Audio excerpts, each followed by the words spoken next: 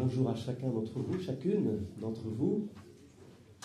J'espère que la nuit fut bonne, reposante, même si un petit enfant pleurait à côté de vous.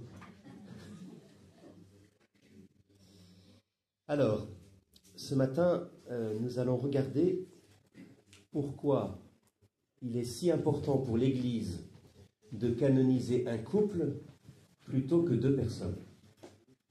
Alors, en canonisant le couple, l'Église a bien canonisé deux personnes, mais c'est cette dimension de couple qui a été soulignée dans la canonisation de Louis et Zélie Martin pour la première fois. Pourquoi ?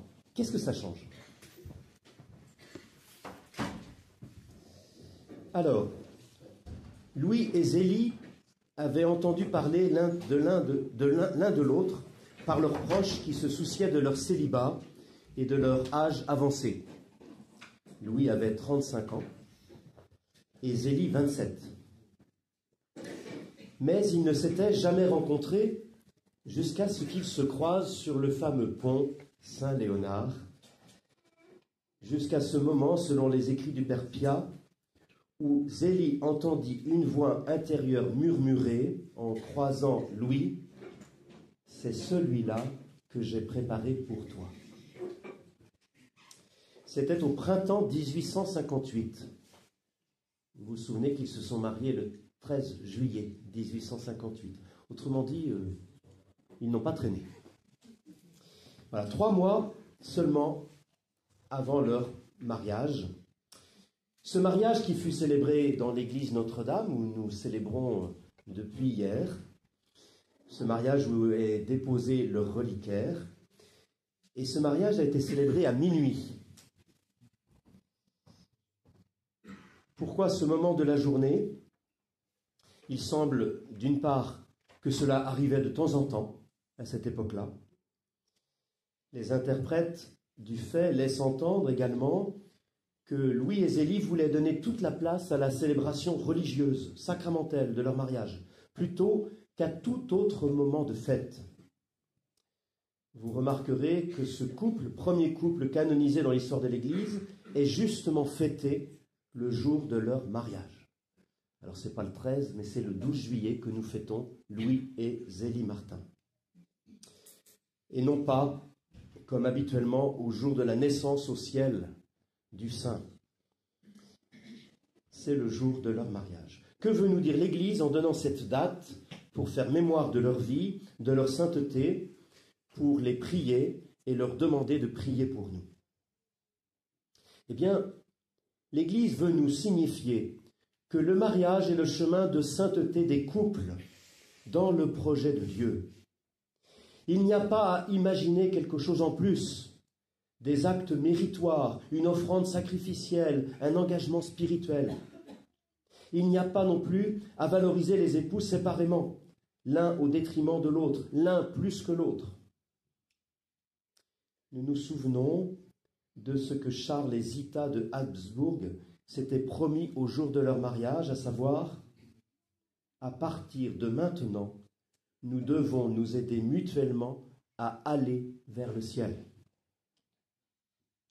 Charles devint empereur d'Autriche-Hongrie, puis fut destitué, exilé.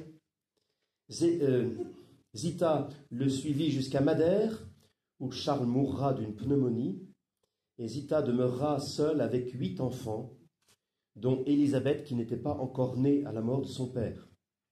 Autrement dit, 8 enfants de 10 ans à 7 mois de grossesse.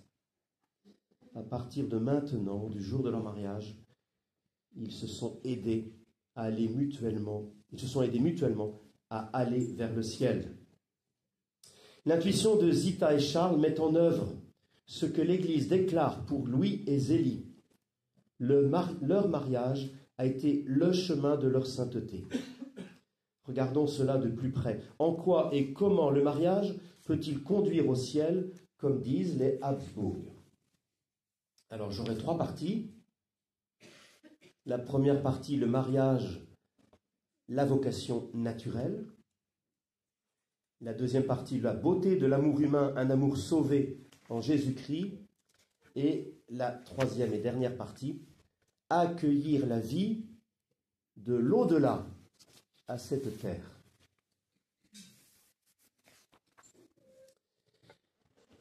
Le mariage, la vocation naturelle.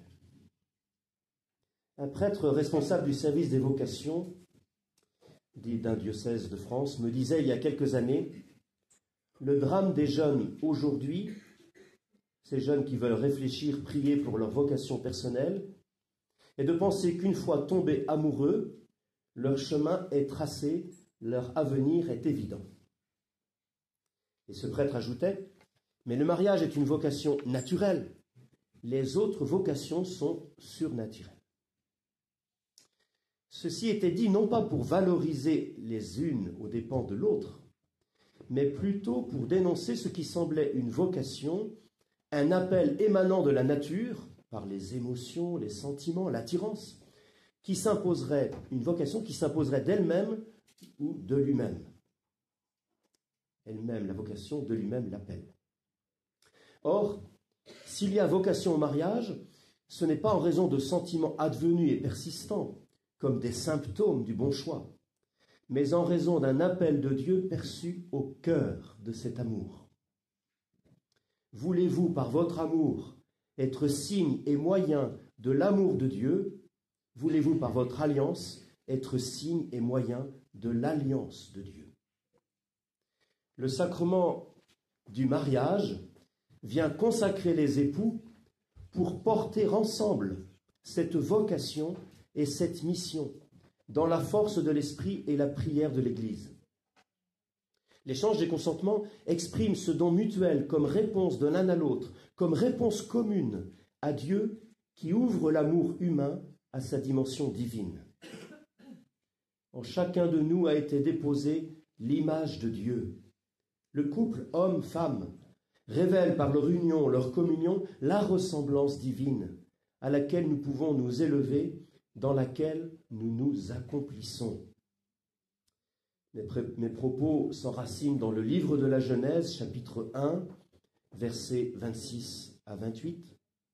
Dieu dit, faisons l'homme à notre image, selon notre ressemblance, qu'il soit le maître des poissons de la mer, des oiseaux du ciel, des bestiaux, de toutes les bêtes sauvages, de toutes les bestioles qui vont et viennent sur la terre. Dieu créa l'homme à son image, à l'image de Dieu il le créa, il les créa, hommes et femmes.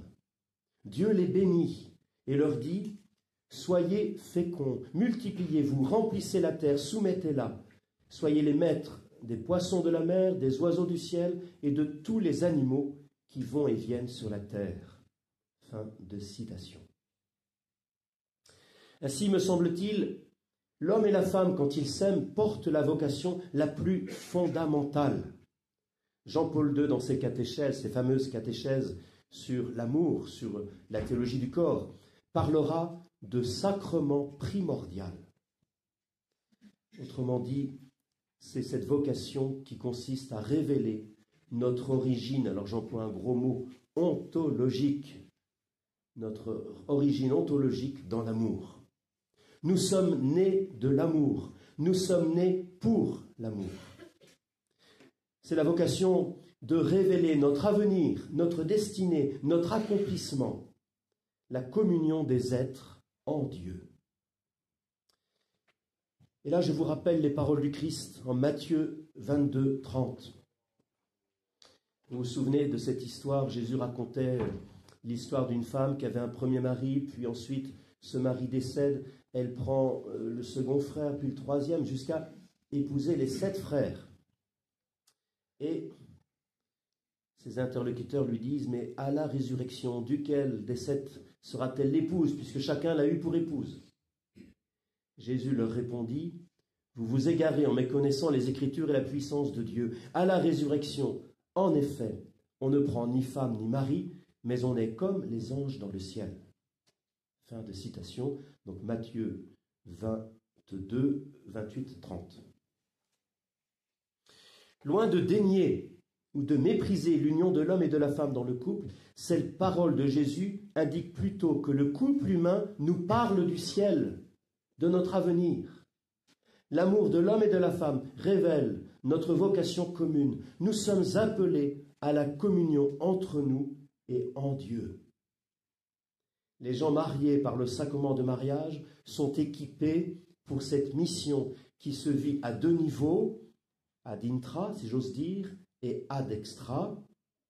Ad intra, pour se soucier d'eux, de leur chemin personnel et mutuel, dans la sanctification de leur être, dans la sanctification de leur couple, pour se soucier de leur amour, puiser à l'amour de Dieu, du renouvellement de cet amour, de la croissance de cet amour, de leur fécondité physique, humaine et spirituelle. Que seraient des couples missionnaires s'ils étaient négligents l'un de l'autre, négligents de leur enfant? Ad intra et ad extra, pour être offerts au monde, dans la même livraison par laquelle le Christ donne sa vie, combat le mal et passe la mort. Être offert au monde en révélant le message de l'amour de Dieu, un message incarné, un message traversé de fragilité personnelle, de fragilité conjugale, mais porteur également du salut opéré par le Christ. Alors, le mariage, vocation naturelle, oui, mais une vocation naturelle renouvelée dans la grâce surnaturelle de Dieu.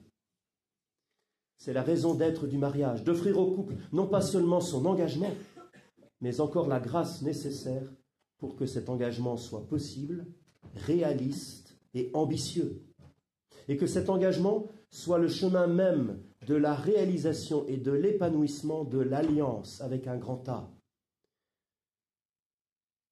Chemin et réalisation de la sanctification du couple et de chacun des conjoints.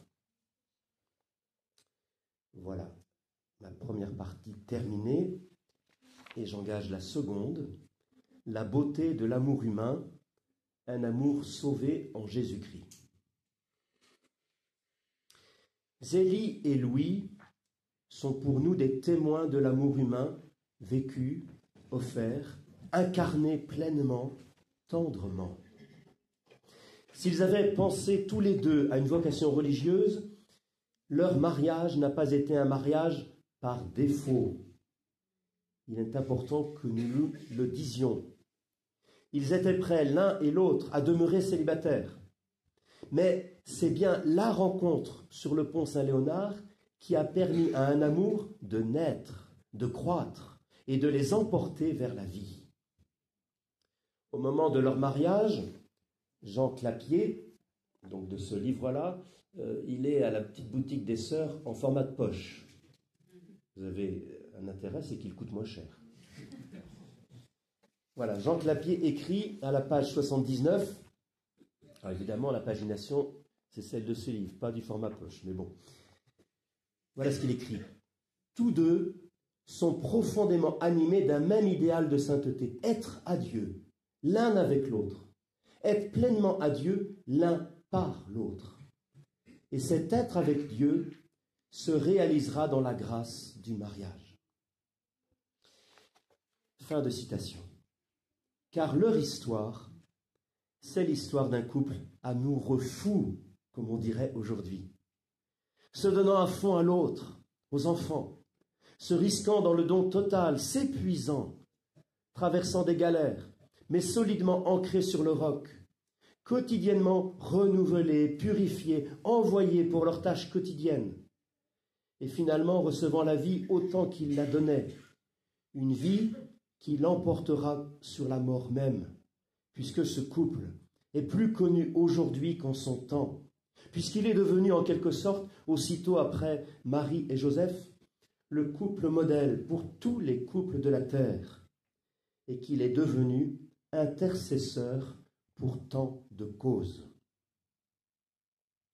Alors évidemment, nous pouvons encore nous arrêter avec le début de leur vie conjugale.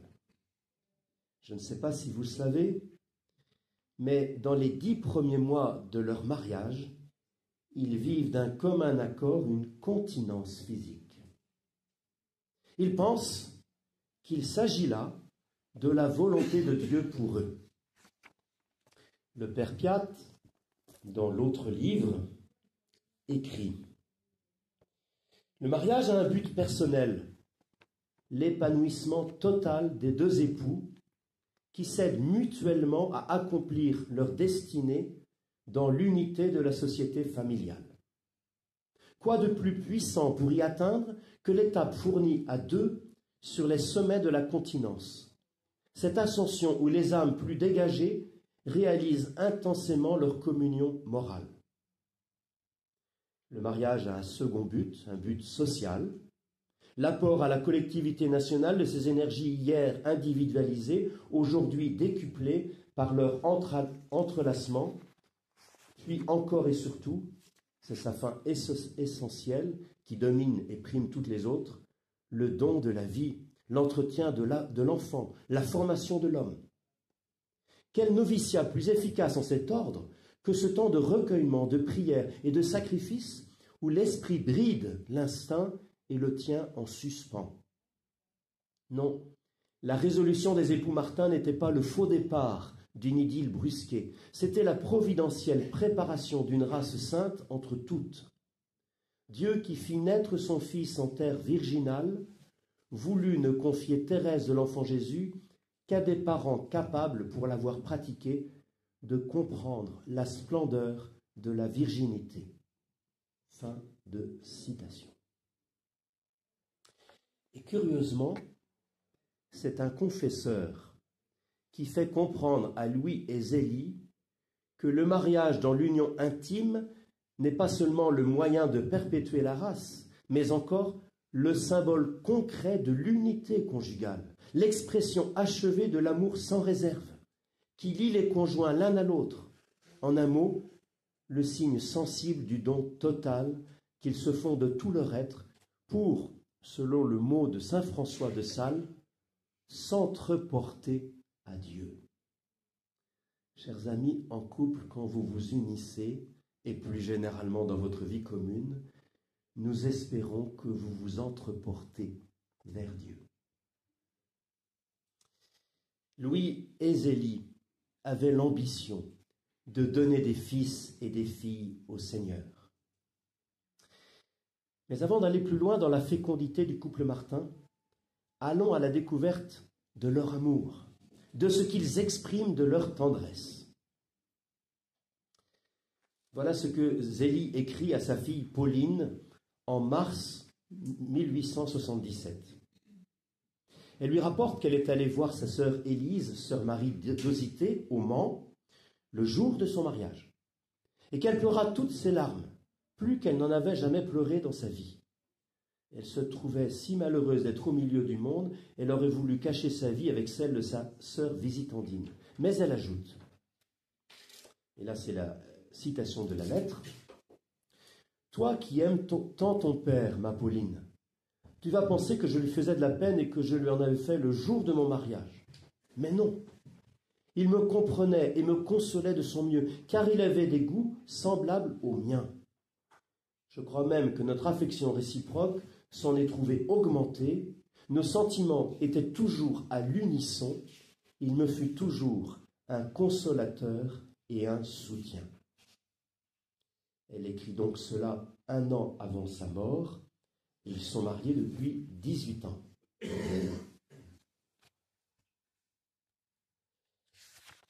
Alors, nous pouvons percevoir quelque chose de leur tendresse mutuelle et de leur amour dans les quelques lettres échangées lors de déplacements.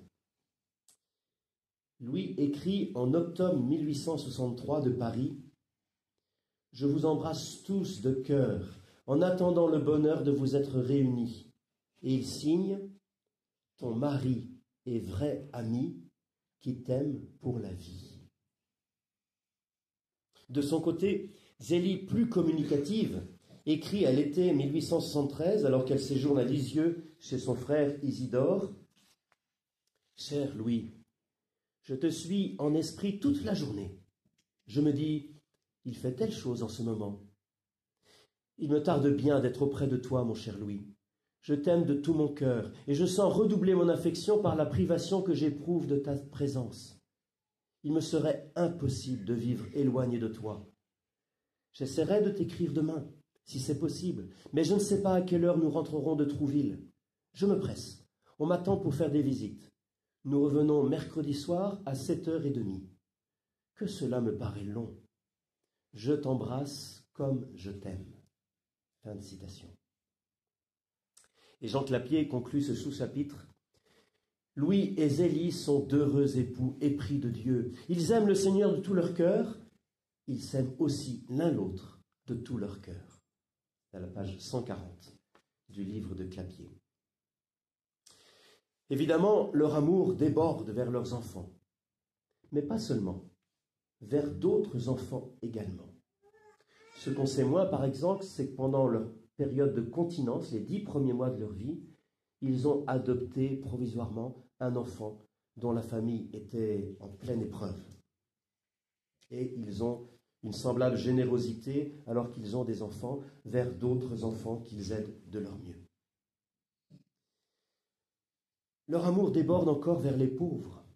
Nous avons des récits de la générosité de Louis, de Zélie, envers des pauvres, qu'ils soient dans la rue ou qu'ils soient dans leur maison, à cacher leur misère. Ils vont aider des familles dans le besoin. Ils vont avoir aussi le souci de leurs ouvrières. Et quand le travail n'est pas là, ils vont orienter les ouvrières vers d'autres dentellières capables de leur donner du travail. Ils sont aussi avides de justice sociale. Louis va faire partie d'un cercle pour essayer de rechercher l'amélioration des conditions de vie, des conditions de travail et une plus juste répartition. Il faudrait ici développer l'éducation que Louis et Zélie offrent à leurs filles, où l'affection se mêle à l'autorité et à l'exigence, à la droiture et à la vérité. Les 5 filles grandissent, et vous le savez, au moment de la mort de Zélie, Thérèse a 4 ans. Vient justement l'épreuve du cancer de Zélie, avec l'annonce brutale fin 1876 que c'est l'affaire de quelques semaines. Jean Clapier écrit « Et Louis, comment réagit-il ? Comme un époux qui apprend la fin toute proche de son épouse. Louis est effondré par la terrible nouvelle. Zélie, cœur de son cœur, sa chère amie aimée pour la vie, c'est l'expression qu'on trouve dans une lettre d'octobre 1863, Zélie est frappée d'un mal incurable. Sous peu, une mort certaine va la lui ravir. Zélie écrit alors « Mon mari ne peut se consoler. Il a laissé le plaisir de la pêche, monté ses lignes dans le grenier, ne veut plus aller au cercle vital. Il est comme anéanti. Il est parti ce soir même trouver M. Vital pour lui rendre compte de la consultation. Celui-ci persiste à dire que l'opération est très nécessaire. » Alors Zélie consulte un autre docteur, le docteur Nota, ami de la famille et notoriété médicale de la région. Ce dernier estime l'opération inutile. Ainsi, écrit Zélie, « Remettons-nous entre les mains du bon Dieu. Il sait mieux que nous ce qu'il faut. C'est lui qui fait la plaie et qui la bande. » C'est une citation de Job, chapitre 4, verset 5. « J'irai à Lourdes, au premier pèlerinage. En attendant, tranquillisons-nous. Je me réjouis beaucoup de vous revoir tous, que le temps me paraît long, que j'aurais bien voulu revenir aujourd'hui. Je ne me plais qu'avec toi, mon cher Louis. » Et nous avons, dans le livre de Clapier, à la page 214, comment Louis a accompagné Zélie jusqu'à la fin. Alors,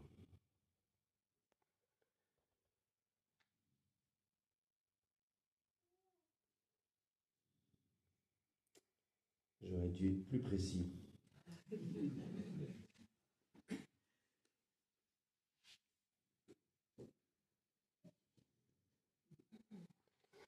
Bon, eh bien je ne retrouve pas le passage. Évidemment, il l'a veillée. Évidemment, il a été proche d'elle.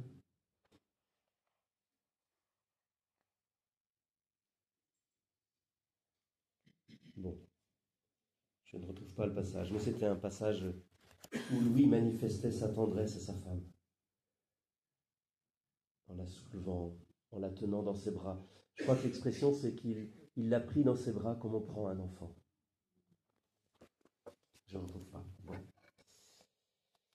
Voilà, Zélie s'éteint le 28 août 1877 et Louis parlera désormais de son épouse à leur fille en l'appelant « Votre Sainte Mère ».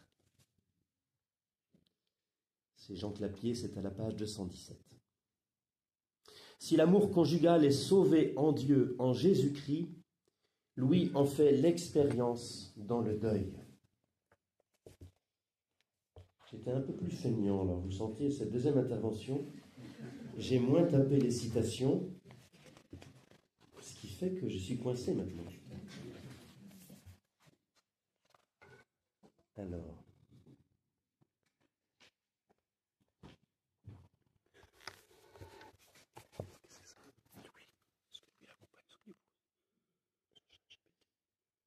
Ah, je ne sais pas, je ne vais pas me risquer parce que je ne sais pas. C'est bien, on a trouvé par ChatGPT la citation. Bon, là non plus, je ne trouve pas. Il va falloir que je complète mon texte, Père Thierry. Oui, très bien. Alors, cela ouvre à la troisième partie, mais c'est pas plus mal, parce qu'il est déjà 10h moins 10. Accueillir la vie, et vous avez vu ma petite audace.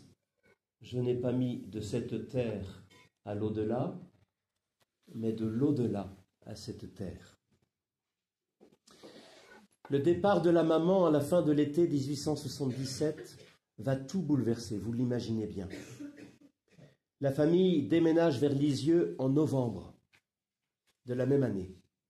Isidore Guérin, le frère de Zélie, a cherché le meilleur pour Louis et ses 5 filles, de manière à lui alléger la vie familiale. Une maison, celle des Buissonnets, est trouvée, et les marraines de Pauline et Léonie à Lisieux s'annoncent comme des aides.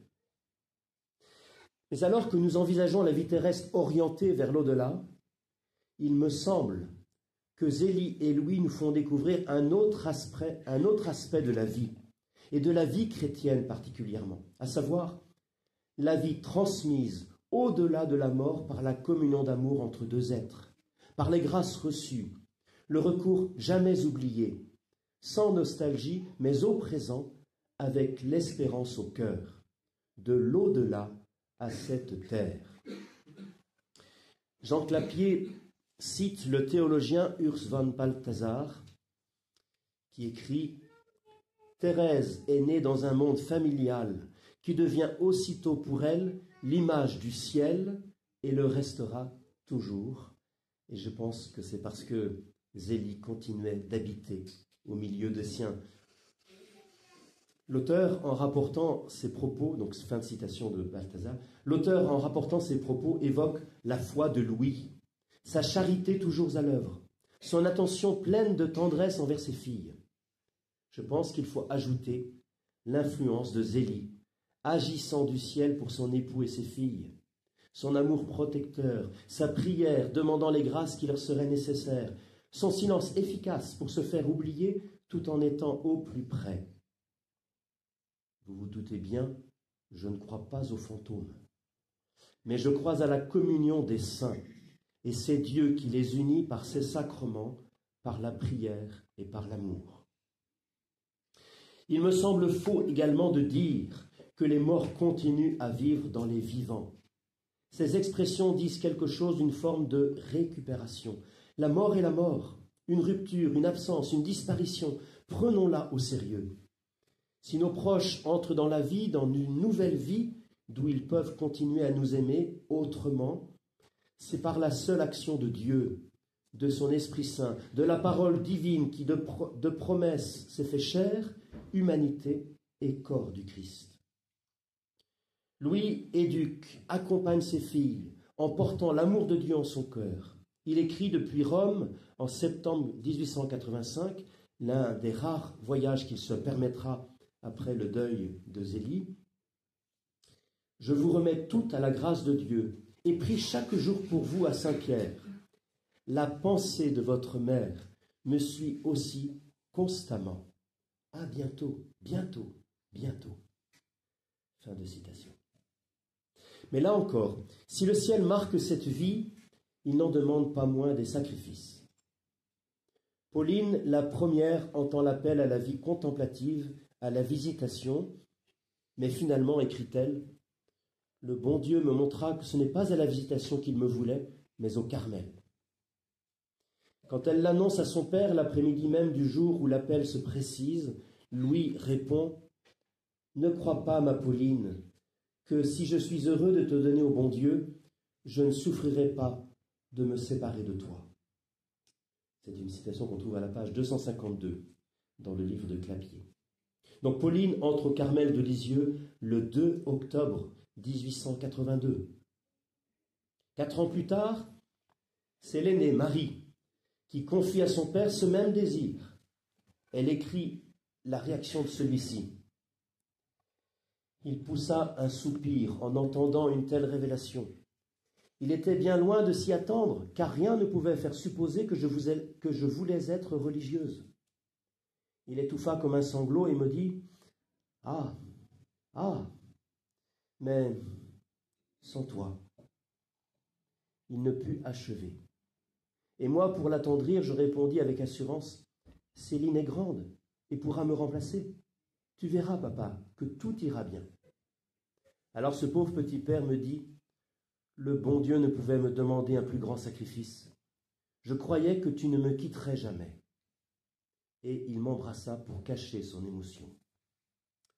Page 253 du livre de Clapier. Fin de citation.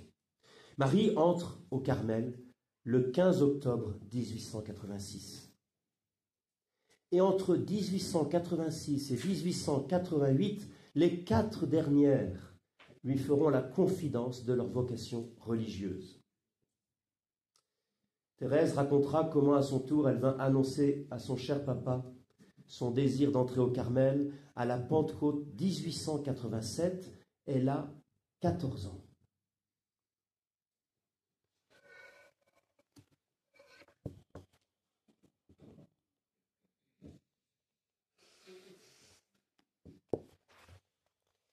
Je ne savais quel moyen prendre pour l'annoncer à papa. Comment lui parler de quitter sa reine, lui qui venait de sacrifier ses 3 aînés. Cependant, il fallait me décider. J'allais avoir 14 ans et demi, 6 mois seulement nous séparaient encore de la belle nuit de Noël où j'avais résolu d'entrer à l'heure même où l'année précédente j'avais reçu ma grâce. Pour faire ma grande confidence, je choisis le jour de la Pentecôte. Toute la journée, je suppliais les saints apôtres de prier pour moi, de m'inspirer les paroles que j'allais avoir à dire. Vous voyez comment c'est du ciel que vient l'aide pour vivre cette terre. Ce ne fut que l'après-midi, en revenant des vêpres, que je trouvai l'occasion de parler à mon petit père chéri. Il était allé s'asseoir au bord de la citerne et là, les mains jointes, il contemplait les merveilles de la nature. La belle figure de papa avait une expression céleste. Sans dire un seul mot, j'allais m'asseoir à ses côtés, les yeux déjà mouillés de larmes. Il me regarda avec tendresse, et prenant ma tête, il l'appuya sur son cœur, me disant « Qu'as-tu, ma petite reine? Confie-moi cela. » Puis, se levant, comme pour dissimuler sa propre émotion, il marcha lentement, tenant toujours ma tête sur son cœur. À travers mes larmes, je lui confiai mon désir d'entrer au Carmel. Alors ses larmes vinrent se mêler aux miennes. Mais il ne dit pas un mot pour me détourner de ma vocation, se contentant simplement de me faire remarquer que j'étais encore bien jeune pour prendre une détermination aussi grave. Mais je défendis si bien ma cause qu'avec la nature simple et droite de papa, il fut bientôt convaincu que mon désir était celui de Dieu lui-même. Et dans sa foi profonde, il s'écria que le bon Dieu lui faisait un grand honneur de lui demander ainsi ses enfants. Nous continuâmes longtemps notre promenade, mon cœur soulagé par la bonté avec laquelle mon incomparable père avait accueilli ses confidences, s'épanchait doucement dans le sien. Papa semblait jouir de cette joie tranquille que donne le sacrifice accompli. Il me parla comme un saint, et je voudrais me rappeler ces paroles pour les écrire ici, mais j'en ai conservé qu'un souvenir trop embaumé pour qu'il puisse se traduire. C'est beau, hein? Thérèse entre au Carmel le 9 avril 1888. Après un voyage à Rome où elle est allée arracher du pape Léon XIII lui-même la possibilité de cette entrée. Le premier signe de maladie chez Louis apparaît avec un AVC le 1er mai 1887, quelques semaines avant que Thérèse lui annonce sa vocation. Mais il s'en rétablit rapidement. Il fait l'expérience spirituelle en mai 1888 de grandes grâces reçues en l'église Notre-Dame d'Alençon. Sœur Geneviève, Céline autrement dit, rapporte le récit de leur père. « J'ai reçu de si grandes grâces, de telles consolations, que j'ai fait cette prière. Mon Dieu, c'en est trop. Oui, je suis trop heureux. Il n'est pas possible d'aller au ciel comme cela. Je veux souffrir quelque chose pour vous. Et je me suis offert. » Le mot « victime », ajoute sœur Geneviève, expira sur ses lèvres. Il n'osa le prononcer devant nous, mais nous avions compris. Page 272 du livre de Clapier. Nous n'oublions pas que l'église Notre-Dame est l'église de leur mariage. Est-ce anodin qu'il ait reçu ces grandes grâces dans l'église de leur mariage? Personnellement, je ne le pense pas. Puis une fugue de Louis vers le Havre. Les filles et ceux qui l'entouraient l'ont cherché pendant, je crois, plusieurs jours. La volonté de rejoindre un prêtre missionnaire au Canada. Tout cela entrecoupé de nouvelles alertes de santé, des AVC. Et enfin, ce geste étrange, dans les moments douloureux où il semble perdu, où il semble se perdre, il se couvre le visage. Lui qui a fait droit à la nouvelle dévotion en vogue depuis Tours et répandue par le Carmel, à savoir la dévotion à la sainte face du Seigneur Jésus sur le voile de Véronique, lui va paradoxalement se voiler la sienne, sa face. La maladie est là qui l'abîme, mais on peut se demander si dans sa conscience atteinte, il n'y a pas un symbole de la face souffrante du Christ dans sa passion, à la face voilée de Louis dans sa propre passion, comme une autre communion de souffrance et d'offrande. En février 1889, Louis est interné à l'hôpital psychiatrique de Caen, il a 66 ans. En 1892, donc 3 ans après, il revient à Lisieux. Il est paralysé des jambes. Et il meurt le 29 juillet 1894, il a 71 ans. Accueillir la vie de l'au-delà à cette terre. Je conclus en citant Jean Clapier à la page 334. La sainteté des Martins est attachante parce qu'elle est le fruit d'une vie simple, à la fois disponible à la volonté de Dieu et ouverte aux autres. Ces autres, qu'ils soient membres de la famille ou le prochain dans l'épreuve. Son exemplarité, l'exemplarité de ce couple, tient à la constance et au sérieux avec lesquels Zélie et Louis ont eu le souci de Dieu dans la recherche de son royaume en toutes choses. Dans leur quotidien, aucune démarche n'a été faite, aucun événement n'a été vécu hors du champ de la foi en Dieu. Là est la clé de voûte de leur sanctification, un commun accord qui reçut la volonté de Dieu comme axe unificateur de leur vie. Merci de votre écoute.